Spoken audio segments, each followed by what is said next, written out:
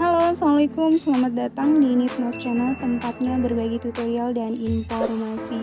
Di video kali ini saya akan sharing video dari tim BKD Dijen Dikti tentang rubrik BKD 2021. Jadi memang ada perubahan signifikan di rubrik BKD 2021. Ini menyesuaikan dari implementasi Kampus Merdeka, serta nanti ada pembahasan pemetaan rubrik BKD pada 8 indikator kompetensi utama dari perguruan tinggi. Oke, kita simak langsung videonya.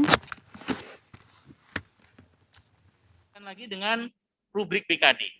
Nah, untuk rubrik BKD, Ibu Bapak dapat perhatikan di sini dari 1 sampai 14 kegiatan, ini pasti Bapak Ibu sudah membaca pada pedoman operasional angka kredit.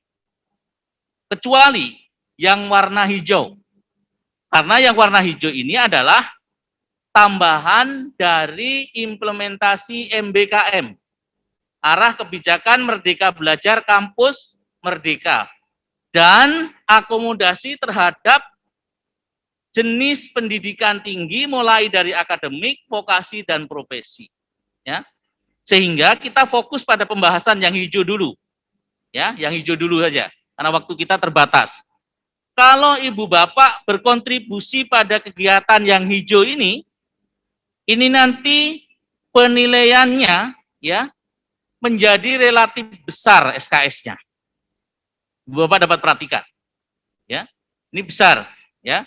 Dan diutamakan. Karena apa? Karena ini adalah berkontribusi pada pencapaian indikator kinerja utama perguruan tinggi. Apa itu? Jika Ibu Bapak mengajar dalam hal ini mata kuliah, baik itu di dalam kelas atau dalam kampus atau di luar kampus, di laboratorium alam, gitu, tetapi kemudian Ibu Bapak menerapkan metode pembelajaran student center learning, yaitu pembelajaran berpusat pada mahasiswa, terutama adalah problem based learning, ya.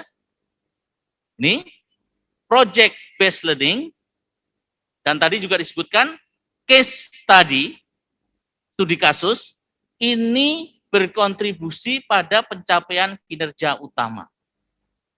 Kenapa? Karena ketiga di antaranya, ya, ini ada dari antara ketiga jenis pembelajaran ini, metode pembelajaran ini, ternyata ini akan membawa mahasiswa pada pengalaman langsung, bukan hanya sifatnya teoretik. Nah, kemudian Ibu Bapak membimbing KKN, ya, praktik kerja nyata dan seterusnya. Tetapi kegiatan yang berbasis nomor 3 ini berbeda dengan yang nomor 13. Nomor 13 ini adalah melaksanakan kegiatan pendampingan mahasiswa di luar institusi sesuai kebijakan Merdeka Belajar Kampus Merdeka. Kalau nomor 3, ini dosen masih bisa melakukan kegiatan yang lain, Ibu Bapak. Tetapi yang nomor 13, betul-betul dosen mendampingi mahasiswa, mentoring mahasiswa di lapangan bersama-sama mahasiswanya. Maka Bapak Ibu dapat lihat SKS-nya yang nomor 3 itu 2 SKS, yang nomor 13 5 sampai 12 SKS. Ibu Bapak tahu? Nanti akan saya jelaskan di berikutnya. Untuk pelaksanaan penelitian, itu kalau Ibu Bapak publikasi pada jurnal internasional bereputasi, SKS-nya itu hanya 10 SKS. Ini dosen mendampingi di lapangan, tapi tadi Pak Dirjen sudah memberi arahan bahwa yang dilihat penilaian itu adalah berdasarkan output kinerja antar dosen dan mahasiswa. Targetnya tercapai atau tidak dalam implementasi BKM itu. Sehingga nanti ini tidak jadikan motif. Hanya ingin keluar kampus dengan memanfaatkan bahwa mahasiswa bisa 1 tahun di luar kampus. Tetapi ada target yang jelas di situ. Dan kemudian disetujui oleh Kementerian Pendidikan dan Kebudayaan. Berikutnya, yang nomor 6. Ini juga penting untuk dijelaskan. Pada masa lalu, Ibu Bapak, kalau Ibu Bapak membimbing mahasiswa, kemudian mencapai juara, mohon maaf, seakan-akan hasilnya hanya capek. Karena SKS kinerjanya kecil. Tapi saat ini Ibu Bapak, kalau Ibu Bapak dapat membimbing mahasiswa, dan mahasiswa itu mencapai misalkan target kerja, juara tingkat internasional misalkan, atau juara tingkat nasional misalkan, kalau juara tingkat nasional berprestasi tingkat nasional, SKS-nya 6. Kalau prestasinya tingkat internasional, SKS-nya 10. Ini setara dengan publikasi pada internasional bereputasi. Jadi, betul-betul kegiatan dosen tidak hanya fokusnya pada dirinya sendiri dan kemudian publikasi, misalkan seperti itu. Tetapi betul-betul variasi kegiatan dosen yang kemudian berkontribusi terhadap layanan mahasiswa, untuk kemudian mahasiswanya itu kompeten, sesuai dengan kebutuhan masyarakat, itu kemudian dihargai. Selanjutnya adalah Ibu Bapak mengembangkan modul, mengembangkan misalkan bahan kuliah, yang itu kemudian mengakomodir dalam rangka pelaksanaan MBKR. Itu juga diakui tinggi. Ya. Selanjutnya Ibu Bapak, kalau Ibu Bapak melaksanakan pengembangan diri untuk meningkatkan kompetensi, juga SKS-nya tinggi.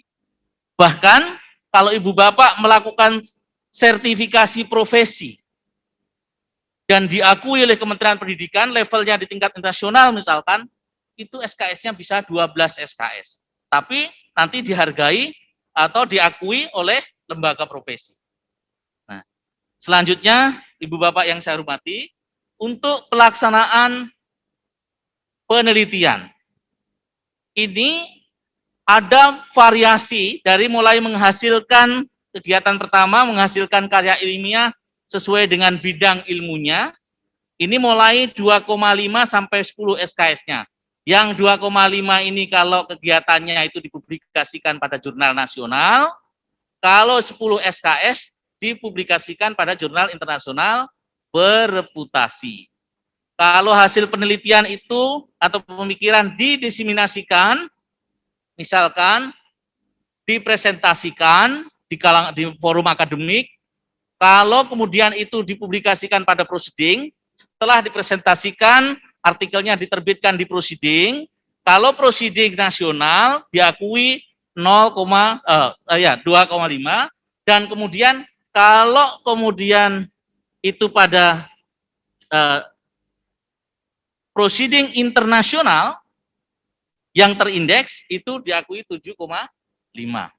7,5 itu diantaranya nanti Ibu Bapak, apabila Bapak Ibu artikelnya setelah dipresentasikan diterbitkan pada jurnal, pada proceeding internasional yang terindeks. Itu yang baru. Dan kemudian yang hijau lagi yang 6, membuat rancangan dan karya teknologi yang dipatenkan atau terdaftar di HKI ya. Nah, itu Bapak Ibu dapat lihat SKS-nya besar sekali, antara 10 sampai 20 SKS. Kenapa?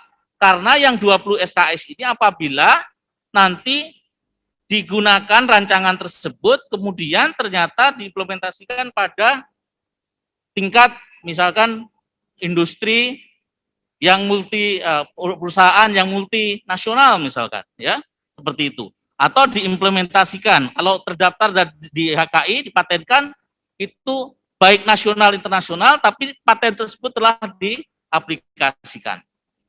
Kemudian kalau menghasilkan karya inovatif, ya, padahal karya-karya tersebut tidak dipatenkan misalkan, atau tidak terdaftar di HKI, tetapi karya tersebut berkontribusi pada kesejahteraan masyarakat dan daya saing bangsa, ya, atau diaplikasikan di industri, itu juga betul-betul tinggi SKS-nya, itu 10 SKS. Nah, kegiatan yang lain, yang baru, bagi Bapak Ibu yang sosial humaniora, kemudian berkontribusi dalam pembuatan kebijakan, policy brief misalkan, atau policy paper misalkan, itu juga diakui SKS-nya mulai 2,5 sampai 5 SKS. Nah, Bapak, selanjutnya untuk pelaksanaan pengabdian kepada masyarakat, ya. Untuk pelaksanaan pengabdian pada masyarakat ini, apabila ibu bapak melaksanakan pengembangan hasil pendidikan, hasil penelitian yang dapat dimanfaatkan oleh masyarakat, kemudian nanti mulai dari misalkan UMKM atau sampai di tingkat yang nasional, misalkan perusahaan tingkat nasional, itu SKS-nya juga berbeda.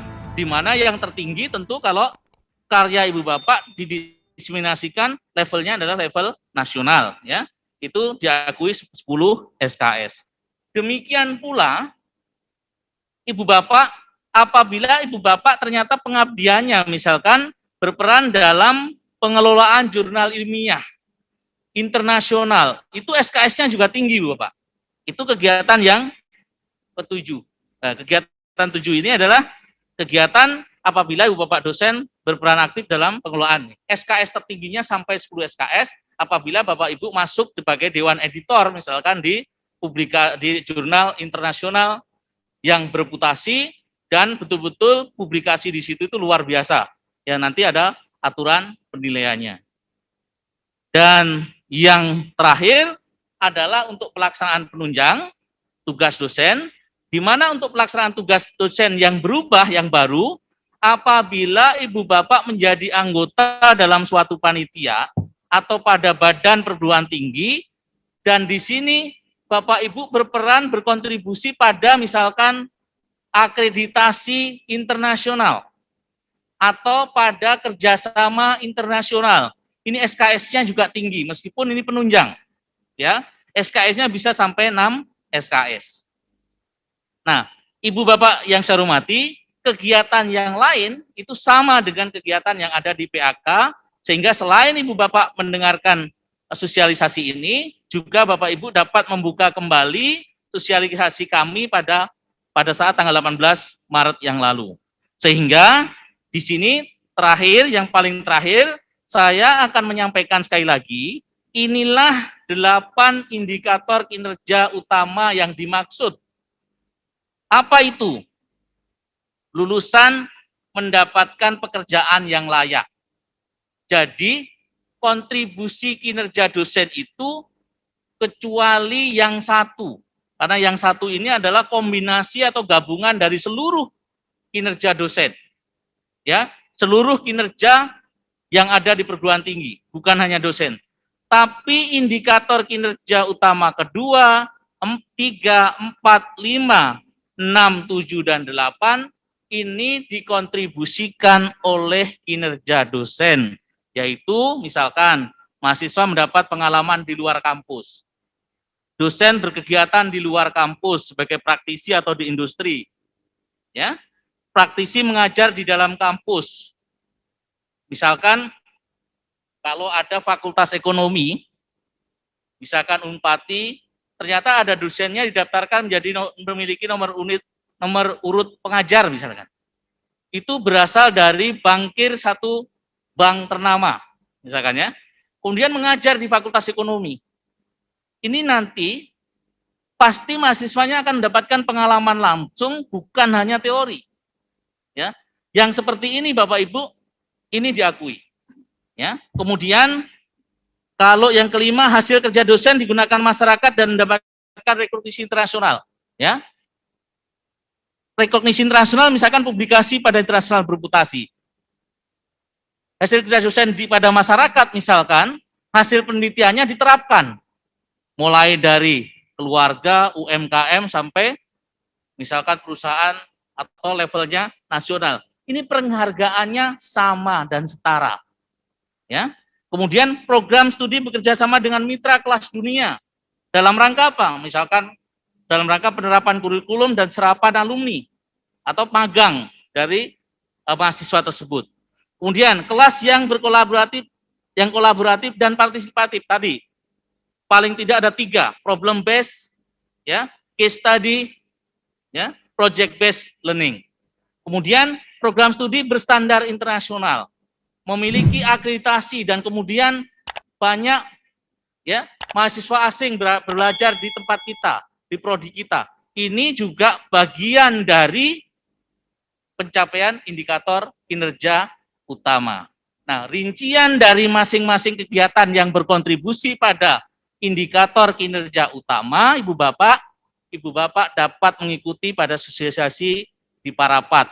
Cukup mengetikkan sosialisasi BKD 2021 pada kanal YouTube, nanti Bapak Ibu bisa mengikuti kembali.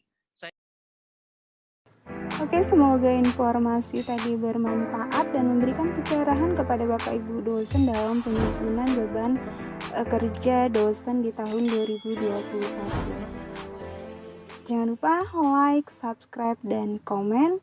Terima kasih. Assalamualaikum warahmatullahi wabarakatuh.